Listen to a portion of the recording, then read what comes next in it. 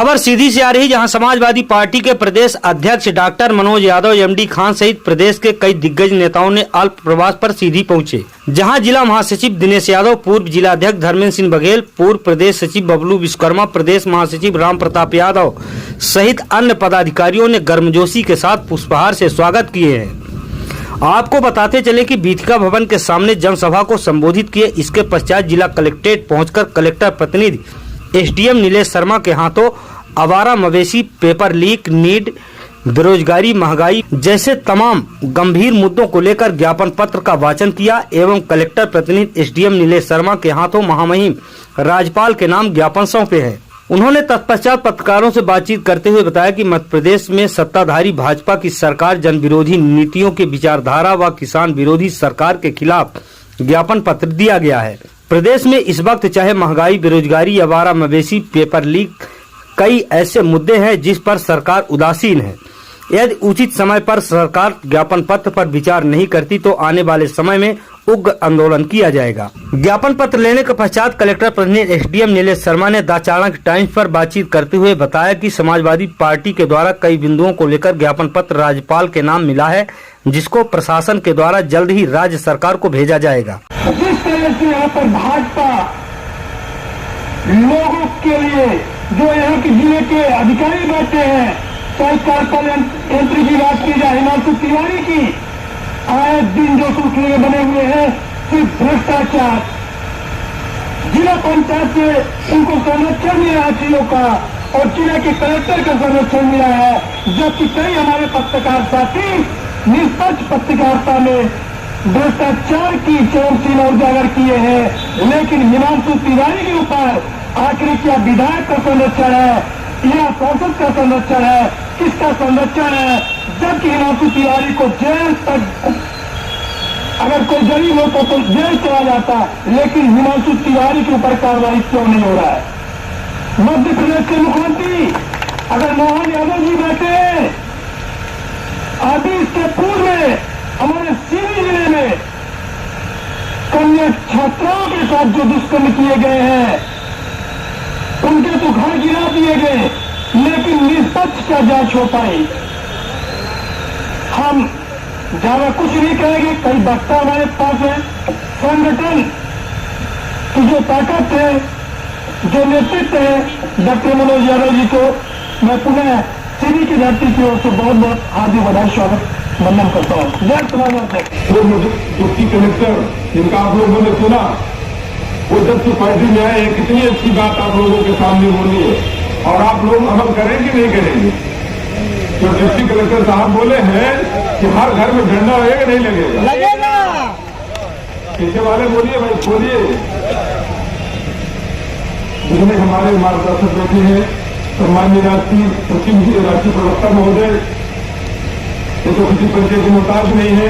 आप सब जो है सुनते हैं, देखते हैं, समाजवादी आंदोलन के लिए दिन रात मेहनत कर रहे हैं। हमारे भाई, छोटे भाई बबलू विश्वकर्मा जी, समय कम है मैं मानता हूं, लेकिन हमको तो थोड़ा जरूरी है बोलना, इसलिए क्षमा चाहूंगा।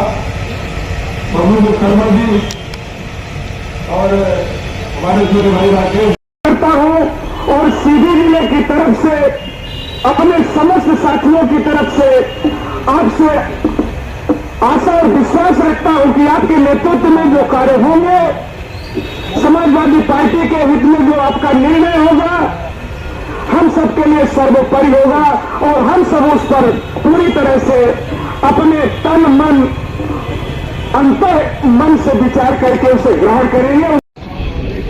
जो भारतीय जनता पार्टी की सरकार है, 20 साल से लगातार जो भ्रष्टाचार पर भ्रष्टाचार किए जा रही है और जनता के विकास के मुद्दों की तरफ बिल्कुल ध्यान नहीं दे रही है।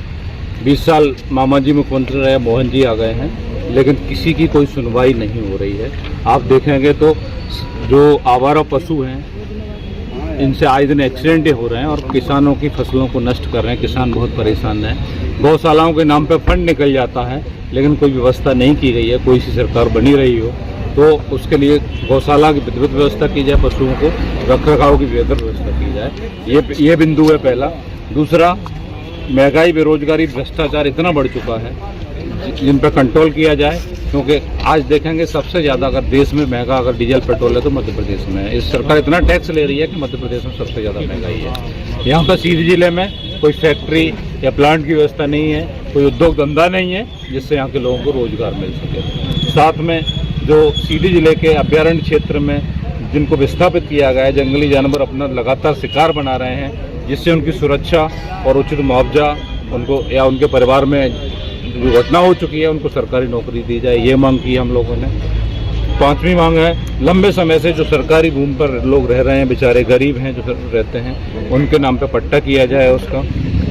छठवां है कि जातिगत जनगणना, ये सबसे महत्वपूर्ण पॉइंट है कि हमारा जो संविधान कहता है, बाबा साहब ने जो बनाया है कि जिसकी जितनी संख्या वारी उसकी उतनी हिस्सेदारी, तो हमें जातिगत जनगणना होगी। ओबीसी का आज तक 14% आरक्षण है। मैं इनके माध्यम से मांग भी कर रहा हूँ कि मध्य प्रदेश में 27% आरक्षण सरकार तुरंत लागू करवाए। पिछले चुनाव में 7% था। हाँ, और जो पंचायत चुनाव हुए थे या ये नगर पालिका के जो नगरीय चुनाव हुए थे, इनमें तो इन्होंने केवल बेवकूफ़ बनाया था कि हम दे इस तरह देंगे उस तरह देंगे, लेकिन एवरेज जो निकल के आया उसका 7% का आया था। इसके बाद में और हमारी शासकीय जो अस्पताल है सीधी का, यहाँ पे ना तो उचित डॉक्टर हैं, ना उचित मशीनें हैं जिससे लोगों की जांच हो सके, तो उनकी व्यवस्था की जाए जिससे लोगों को बाहर जाना पड़ता है, परेशानी भी होती है और जिसके कारण बहुत लोग समय पे अच्छी जगह इलाज नहीं मिल पाता तो मृत्यु भी हो जाती है, जिससे बचा जा सके। साथ में जो यहाँ रिक्त पर सरकारी पद हैं उनको परमानेंट किया जाए, वैकेंसी निकाली जाए और जो संविदा पे काम कर रहे हैं उनको परमानेंट किया जाए, क्योंकि भारतीय जनता पार्टी हर चीज़ में संविदा को लेके आ रही है, वो सिर्फ उद्योगपतियों को बढ़ावा दे रही है। आप देखेंगे भारतीय सेना में अग्निवीर जैसी योजना लेके आई है, तो ये समस्या है। साथ में जो बीएससी नर्सिंग और नीट जैसी परीक्षाएं जो घोटाला चल रहा है, अभी यहाँ का जो घोटाला चल रहा है, नर्सिंग घोटाला चल रहा है, इस टाइप के घोटालों पर लगाम लगाई जाए और जो उनके दोषी हैं उन पर कार्रवाई भी की जाए, क्योंकि जो इससे पहले स्वास्थ्य मंत्री थे विश्वास सारंग जी, उनके खिलाफ बहुत लोगों ने रिपोर्ट भी दर्ज कराई है, लेकिन अभी उन पर कोई कार्रवाई नहीं हुई है।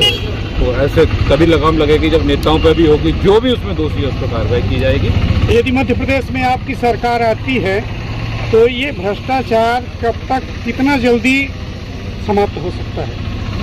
जिस दिन पहले दिन से सरकार मध्य प्रदेश में आएगी उसी दिन से जो भ्रष्टाचारी है उन पर कार्रवाई होना शुरू हो जाएगी और पूरी तरीके से काम होगा। इसका उदाहरण आप देखेंगे कि हमारे राष्ट्रीय अध्यक्ष श्री अखिलेश यादव जी ने पूरे 5 साल ईमानदारी के साथ सरकार चलाई और जितने कम समय में उतने अच्छे क्वालिटी के काम किए उन्होंने, वो विश्व रिकॉर्ड हैं। आप देखेंगे लखनऊ आगरा एक्सप्रेस वे एक सीमित समय में 23 महीने में बन के तैयार हुआ। आज तक उसका रिकॉर्ड एक भी पूरे इंडिया में नहीं है, एक भी रोड ऐसा नहीं है जो उसकी बराबरी कर पाए। उसके बाद में रोड बने वो ख़त्म हो चुके हैं। इसी तरह आप देखेंगे तो उन्होंने वहाँ पे लोहिया पार्क बनाया, गोमती पार्क बनाया, रिवर फ्रंट से लेके वहाँ पे स्टेडियम बना हुआ है, बहुत सारी ऐसी योजनाएं हैं। महिलाओं के लिए, जो पुलिस के लिए उन्होंने 100 डायल की व्यवस्था पहला उत्तर प्रदेश राज्य था जहाँ जारी किया था उन्होंने, बाकी जगह बाद में आया है। महिलाओं के लिए महिला हेल्पलाइन ने 1090 अखिलेश जी ने लागू किया था। लैपटॉप जो छात्रों नौजवानों को दिए थे अखिलेश जी ने दिए थे। तो और आज तक उन पर कोई भ्रष्टाचार का आरोप नहीं है। आज तक भारतीय जनता पार्टी, आपको पता है कि नहीं हो तो लोगों को घेर लेती है। सारी जांचें भी करा ली उन्होंने, कई बार करा ली, लेकिन अखिलेश जी और पूरी सरकार को क्लीन चिट मिली है। ये इसका उदाहरण है। आप जो पूछ रहे थे उसके लिए एक लास्ट पॉइंट और बचा हुआ था कि सीधी से जो मड़वास रोड है तो बहुत दुर्घटनाएं होती हैं, एक्सीडेंट होता है, इसको 4 लेन किया जाए। और आप लोगों के माध्यम से, क्योंकि आप भी लोकतंत्र का चौथा स्तंभ है, मैं आपको धन्यवाद भी देता हूं कि आप लोग आए यहाँ पे और इस मांग को उठाएंगे तो निश्चित तौर पर सीधी जिले की जनता को कुछ न कुछ राहत मिलेगी। सबसे गंभीर चिंता की विषय ये है कि देश में बढ़ती बेतहाशा जनसंख्या नियंत्रण पर कब तक आप लोग बात करेंगे? ये सरकार का विषय है। सरकार कानून लाएगी। हम लोग तो वैसे ही जो जितने भी लोग हैं जनसंख्या नियंत्रण पर आजकल हर व्यक्ति समझदार हो गया है कि अपने आप कंट्रोल करने लगा है। अगर एक बच्ची है तो लोग ऑपरेशन करा लेते हैं, तो सरकार नियम ले आए, क्या दिक्कत है? जब मोदी जी 370 हटाने का ला सकते हैं और कोई नियम ला सकते हैं, तो अभी सरकार है ना भारतीय जनता पार्टी की, लेके आए, किसने मना किया? पार्टी द्वारा ज्ञापन अभी किया गया है। अधिकतर जो पॉइंट्स हैं वो शासन स्तर से संबंधित हैं। तो ज्ञापन माननीय राज्यपाल महोदय मध्य प्रदेश शासन की क्या लगता है कि कब तक ज्ञापन पत्र पहुंच जाएगा? क्या लगता है कब तक ज्ञापन पत्र प्रशासन तक पहुंच पाएगा?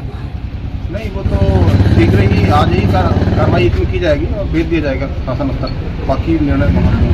धन्यवाद सर।